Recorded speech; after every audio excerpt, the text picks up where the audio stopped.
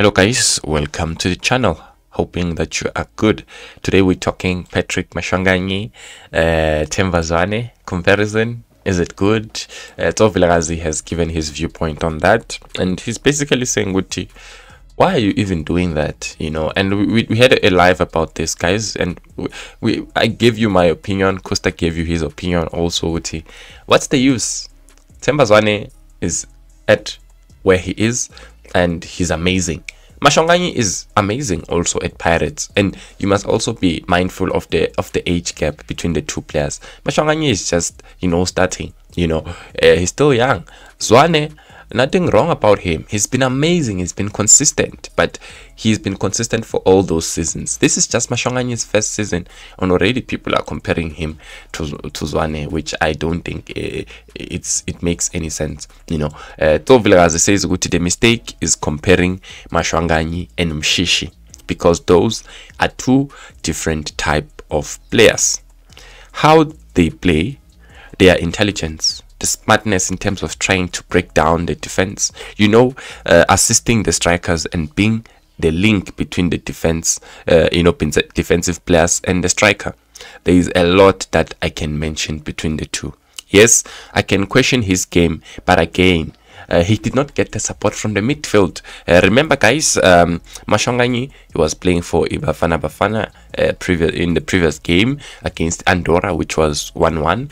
And yes, it was not a good performance from Maswanganyi, but like I said before, it was not a good performance from the whole team. Maybe I can say Mokwana played very well for me. I was happy, even Mashiho and maybe Mbanjwa, but the team was not functioning, and like Vilakazi is saying, he's saying he was not getting the supply.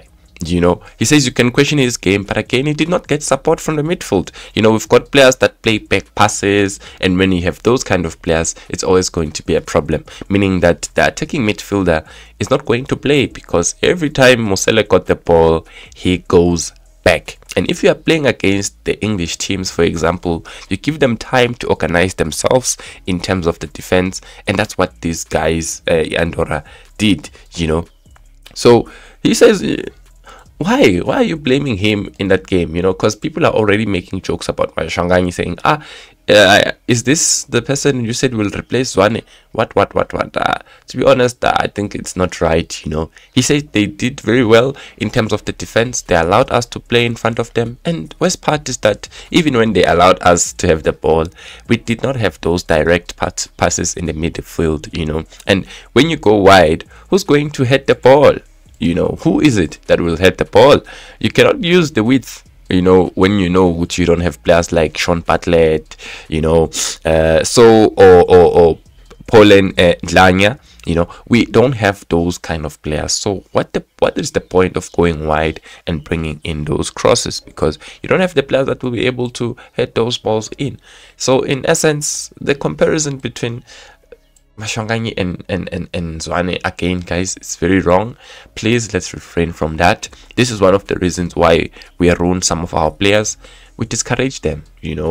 We cause unnecessary competition.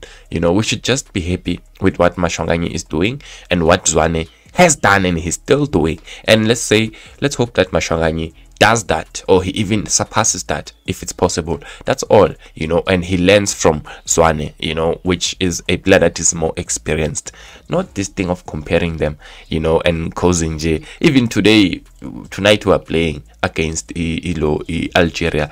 Imagine now, maybe the coach decides to play double 10, or he benches Maswanganyi, he puts Zwane, and then people will now say, you see, now we're playing well because Maswanganyi is out. I don't understand all of those things, guys. Or even if they play together, this might even affect their relationship as players because of what is being said outside. I hope that it does not get to them. These are very good, talented, exciting players, and we need them in our nation. We need them in the national team.